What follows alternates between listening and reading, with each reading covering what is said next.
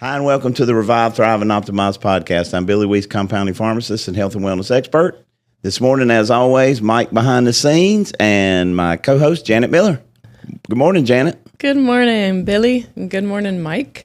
And good morning, world out there. We are excited to be here today talking about one of my favorite subjects, peptides. So let's call this Peptides 101, and we're going to have 3 episodes at least on peptides, all things peptides. So first of all, Billy, can you give us your definition of what is a peptide? Because I think most people are hearing about peptides related to the GLP-1s and weight loss, but peptides have been around for years. There's probably about 700 to 900 of them, 40 that are really popular right now. So what is a peptide? Yeah, so peptides have been around for decades for sure. And peptides are really simple. They're signaling molecules that are made up of short-chain amino acids. So when you think of a whey, like the OptiU whey protein shake, that is a long chain of amino acids. That's more than 100 put together. A peptide is typically 100 or less amino acids put together in a chain, in a sequence. And so they signal the body to either sometimes turn things on, turn things off, block inflammation, bring healing factors, increase growth hormone, increase the brain's ability to work. I mean, there's peptides for literally so many different things. Like you said, there's hundreds, right? There's not 5 or 10, there's hundreds. Yeah, and it's funny because this morning I wanted to make a post on social media, so I just looked up peptide, and I was looking for a picture. Mm-hmm. And out of hundreds of pictures of just looking up peptides, every single picture was just like a bottle and a big, scary syringe, right? Mm-hmm. But there's many different forms and ways to get these peptides into our body, not just injectables. So I want people to know that peptides come in different forms. So there's injectables, and what else? Injectable is the most common form because these are short chain amino acids. They're not necessarily stable in the stomach lining. Oh, okay. So a lot of these peptides will be destroyed by our gut if we were to swallow them. However, some peptides can be used orally, a capsule. Some peptides can be used topically as a cream. Would that be more like for your face? That's typically more for the skin? anti-aging. Okay. And some of the peptides, especially some for the brain function, can be used nasally. Oh, so a nasal spray. So while the most common way is an injection, it is typically a subcutaneous injection or like an insulin injection. So it's a small needle. Doesn't hurt. Not a intramuscular, not a painful injection, but still an injection that people have to know how to get the right amount in the syringe and how to inject, into typically the belly. And you said the word, creams, and I think of face creams, and I immediately, at my age, think about anti-aging. And so that sort of brings up the different categories of what peptides are used for. So there's peptides for anti-aging. There's peptides for muscle building that stimulate your growth hormone. What are some other uses of peptides? Well, some of the most common ones you mentioned when you first started are the GLP-1s. So the Ozempics, the Mounjaros of the world, Wegovy's. Those are probably the most commonly known, what we would call peptide. I think that's brought it into the mainstream a little bit more. People hear the word peptide now because of the GLP-1s. And so most of those work on a pathway called the GLP-1 pathway. You just said it, glucagon-like peptide. And so that helps the body be fuller faster, and it helps the body not be as hungry as often. So those peptides are signaling the body that, hey, you don't need as much food, right? So they can help with addictions. One of the things that those GLP-1 peptides are being studied for is other addictions, not just to help people not eat as much. Drug and alcohol addictions. Addictions and things like that. That's great. So those are being used and studied and showing promise for addictions outside of food. Maybe a food addiction is what some people have. So those are some common ones. Some really popular ones with the sports communities and the injury community would be BPC 157 and TB 500. That's two different peptides that were often put together to help reduce inflammation and bring healing factors. And so people would, maybe sprain an MCL or an ACL or a shoulder or just have any kind of injury in an elbow or whatever. And those two together can really bring anti-inflammatory effects and healing effects. So great for maybe athletes or any type of orthopedic injury? It is. It's really, I was taught about that combination from an orthopedic, and he called it, I'm a member of the International Peptide Society, which is a group of doctors and pharmacists who are trying to study and learn more about peptides. And so I was introduced to that particular combination by an orthopedic who called it the Wolverine Healing Stack.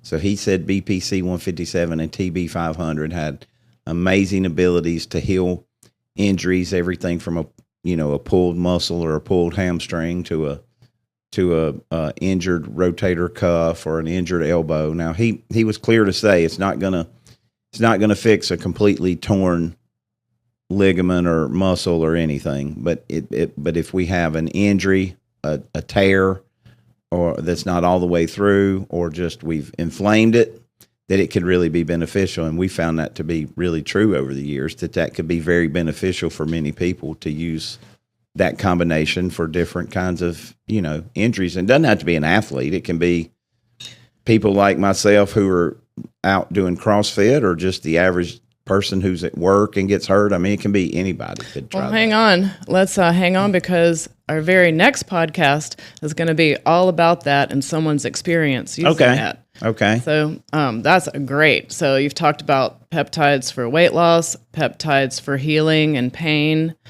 We talked about peptides for anti-aging, for the skin. Yep. So other categories of peptides, they're peptides for gut health, right? Because you helped me heal my gut with a peptide. Yep. And those are some of the ones that we can do orally that can really help the gut. Didn't have to do injections. What about price, insurance, things like that? Are these prescriptions? Give us a little bit of background of what's going on with that. Those are great questions, and that answer has changed. Keeps changing recently, and may continue to change. So most of these peptides that we've discussed so far certainly were available by prescription through a compounding pharmacy up until there was a new FDA, ruling, or I'm not sure the right terminology, but the FDA came out with a list of what they call Category 2 peptides, which means that there's not enough research, they say, for those to be safe for human use. Mm-hmm.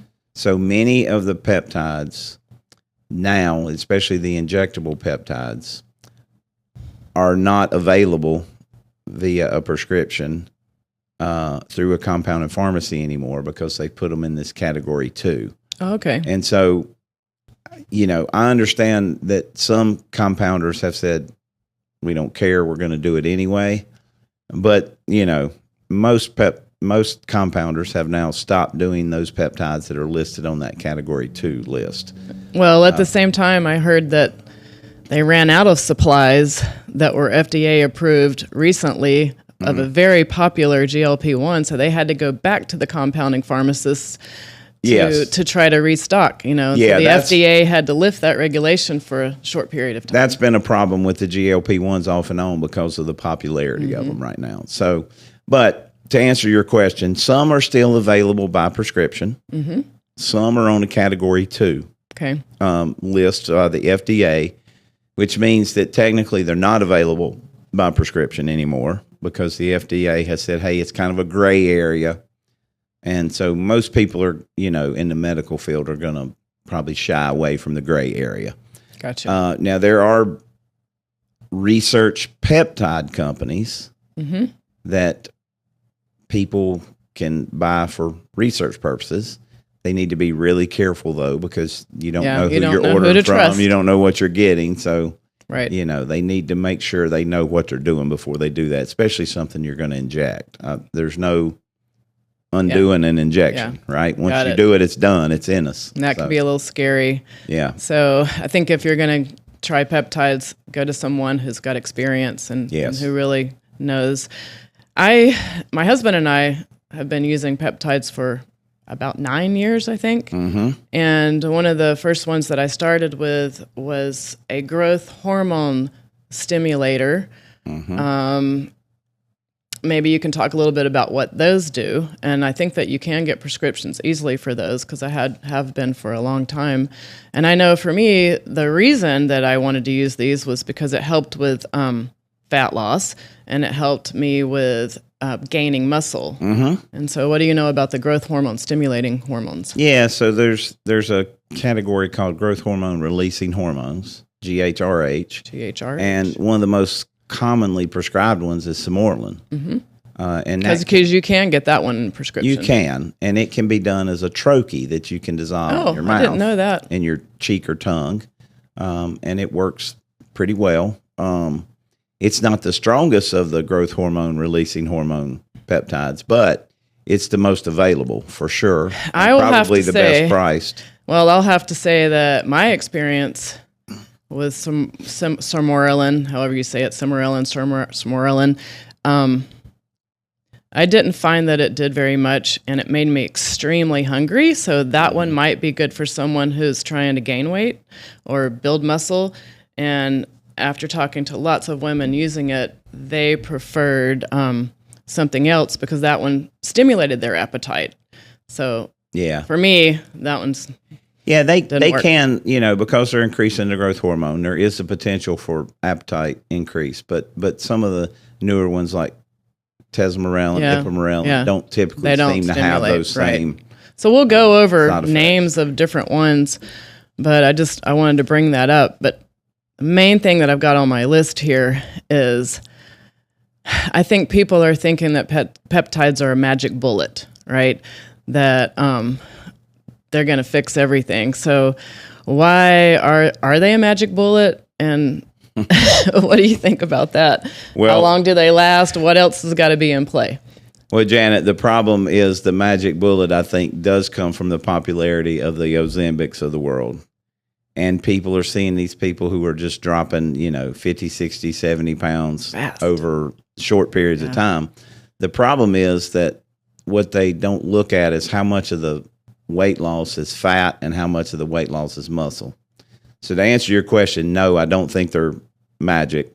I don't think they should be even considered until you have the foundations in place. And we've gone over this many, many times, but the right foods, the right supplements, the right water, the right exercise, and the right sleep, or rest and recovery, we call it. So until those are in place, and then I would put another step in place before going to peptides, and that is hormone optimization. Then peptides can really do their signaling and really work efficiently. So what's happening with all these people using, well, not with all, with a lot of the people using GLP-1s, they're just using it as a magic bullet, as a crutch. They're not changing any of their eating habits. They're not changing any of their lifestyle. And the studies show they can be burning 50% muscle, losing 50% muscle. So let's say somebody loses 80 pounds, but 40 pounds of it is muscle. Well, that's not a win. Well, when they go off the GLP-1, are they going to gain all that back and more? They're going to gain more back because now their fat to muscle to fat ratio is worse than it's ever been. Yeah. And so, their metabolism is now plummeted. And so if they continue to eat the wrong things, now they're going to gain the fat back even quicker. And I think when you lose muscle, it's not very good for your immune system or anything else in your body. You really want to hang on to your muscle and continue to build more muscle. You do. You want to maintain muscle because we always talk about, you've heard me say this 1,000 times, muscle is our bank account for aging. So think your IRA or your 401k, you want it to be big. Well, you want your muscle number to be big in comparison to your fat number, because all the studies show that whether it's cognitive health, physical health, lack of falling and breaking a hip or breaking a hip and falling, however it happens, all those things are improved dramatically, length of life, with muscle. It's one of the biggest factors that there is for long-term health, but it seems to be, in most circles, it seems to be an ignored factor for long-term health. Yeah.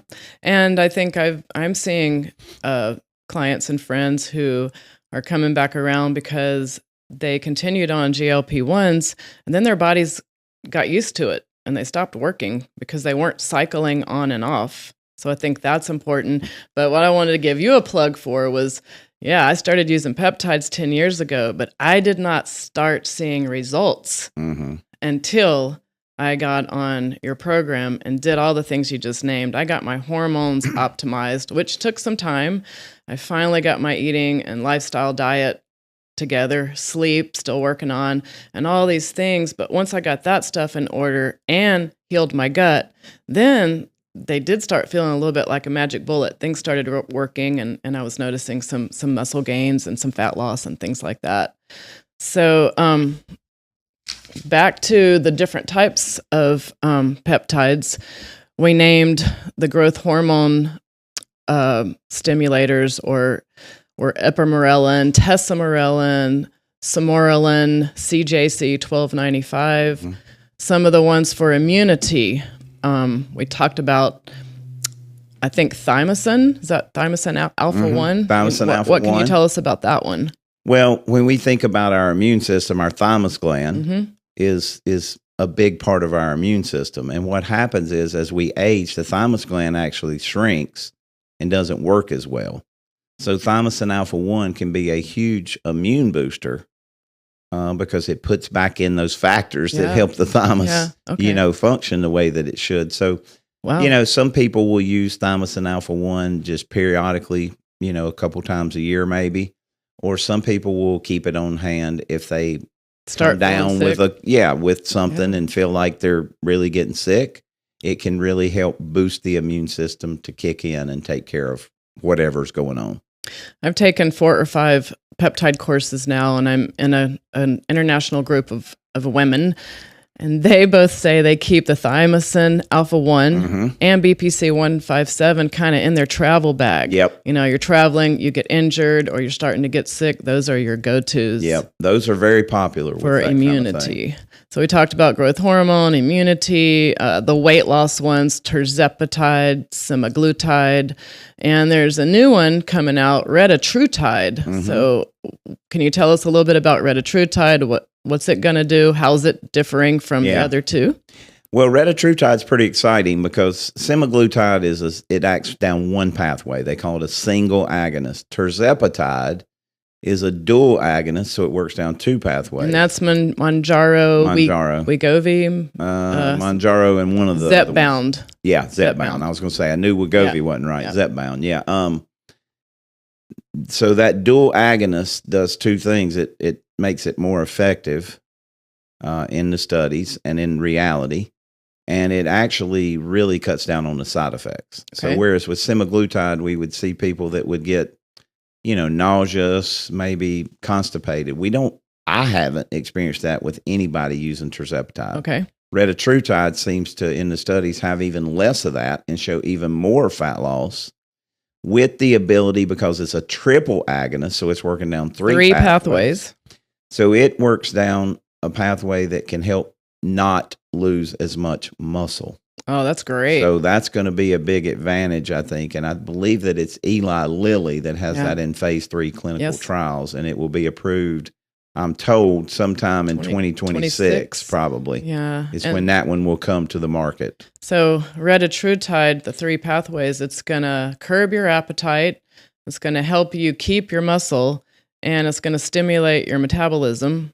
So that sounds great. The way that I think these things are so effective is when we microdose them. Yes, I wanted to ask you about that. We use really small doses of these GLP-1s for short periods of time while people, in conjunction with people making the lifestyle changes and following the foundations that we talk about.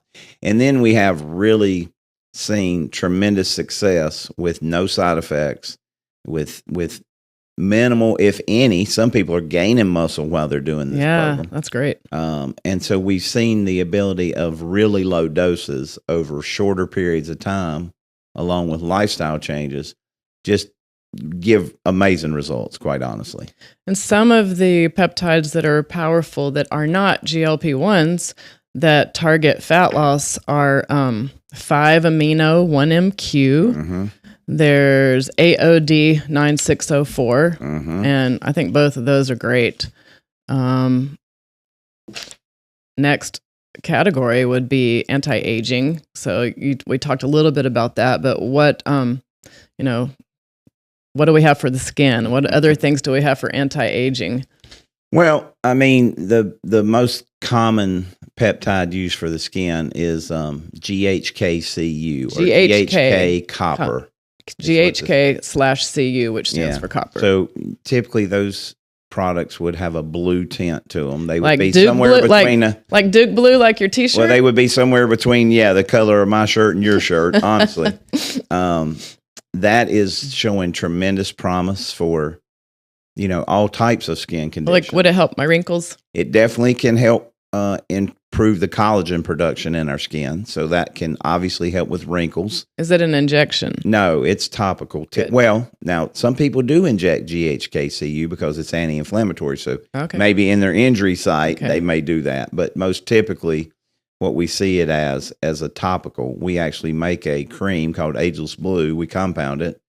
I can go to my doctor and ask to get a prescription for Ageless Blue. Yeah, and the only reason it takes a prescription, again, is because of some new FDA rules. So anything we compound has to be patient-specific, and we can't make it over the counter anymore like we used to, although it's the same that's cream. Cool. I want to try that, and I know with the GHKCU, you can also mix that with the sports injury one with BPC 157, TB 500 will also mix with that one. Yep. So lots of cool things you can do with these. And then there's one I've been reading a lot about called melanotan, which I know there's people taking melanotan to keep from getting sunburned, and it helps to build up, I guess, the melanin in your skin. But they're using it also because it's good for meditation and calming. So what do you know about that there's one? two versions of melanotan. Okay. There's a melanotan 1 and a melanotan 2. Okay. Melanotan 1 would typically be your tanning or keep you prevention. Does it turn you brown? Yeah, if you take enough, it will turn somebody's skin. It'll turn them tan. Cool. It'll tan them. But some people do use it to prevent, burning when they're in the sun. It can be very protective for that. Melanotan 2, they can use both of them for like the meditation as we call it like a nootropic to help their brain function better. But typically melanotan 2 is the one they're using for that. The only problem is with melanotan 2, we've seen people that get nauseous with it, especially if they are not careful and go small with the doses, whereas melanotan 1 doesn't seem to bring on the nausea. But that would be another case for, starting out microdosing and just kind of seeing how much the individual needs. And you mentioned the brain and nootropic. So there's a whole list of just peptides for brain health: C-Lank, C-Max, Dihexa, Orexin A. You know about any of these? Cerebroliacin. Yeah. I mean, the most commonly used ones were C-Lank and C-Max, and they were used nasally. Okay. And there is pretty good data on those being used after strokes or traumatic brain injuries, PTSD type situations where the brain has just been through some trauma. They seem to have great promise for those things. That's amazing. That's great. And again, they don't have to be injected. So that's a win. Yeah. Certainly am familiar with the others you name, but don't have any experience with those like I do C-Max and C-Lank. But they can all be very beneficial in the right situation. Well, I see producer Mike over there giving us the signal that it's about time. So I want to go to the last category, which is gut health, because that's where my big wins started. Yeah. So, I went to you, I gave you my blood labs. We talked about my diet. And one of the things you realize is I've got horrible leaky gut, which was leading to autoimmune disorders. And I started using Lorazepam, KPV, and that's really helped my gut. Yeah, Lorazepam is an amazing gut healer. It's a capsule. It is a capsule. And when you can add KPV is an anti-inflammatory. So if somebody has a gut issue and a lot of inflammation, the KPV can be added. But Lorazepam alone is amazing, especially when combined with the OptiU probiotic and digestive enzyme. I mean, we have pretty phenomenal results with that combination for gut healing. So you can also use a particular, now here's the problem with just ordering peptides from who knows off the internet. There's a particular form of BPC that we talked about injecting into a injury area, but there's a particular form that can be used orally and can help heal the gut, but it has to be that form. The other forms won't work orally. But Lorazepam is the go-to for that for sure. As far as peptides, that is the most effective gut healer that I've come across. And I think the way you described it to me is it literally helps to, if you've got holes in your gut, leaky gut, it helps to heal your gut lining. It pulls the tight, they call them the tight junctions. It pulls them back together. Wow. It does it really well. Yeah. That one's been a game changer. Yeah. And so we'll go on with a couple more episodes on peptides and peptide bioregulators, but thanks. Well, one thing we need to talk about, Janet, real quick as we finish up here is what people need to understand is that peptides can be very powerful signaling molecules in the body. And we don't necessarily want to send those signals continuously. So what a lot of people are doing is they're using some of these peptides, and you name some of them, like a 5-amino-1-MQ. We didn't name like SS31. There's others that will push metabolic pathways. And that can be good short term, but you don't want to continue to push those pathways continuously. You don't want to do it too long. Because your body gets used to it. Well, your body gets used to it. Your body will can start to build antibodies to it. But more importantly, if we continue to push these pathways too far, too fast, too often, we create what's called oxidative stress or reactive oxygen species. You'll hear ROS. And that can be damaging over time. So while it can be really good if you have a professional who is helping you know when to push those pathways, for what period of time, and then there are actually some peptides that can help you recover from the reactive oxygen species. So more is not always better. More is not always better. Longer is not always better. Cycle.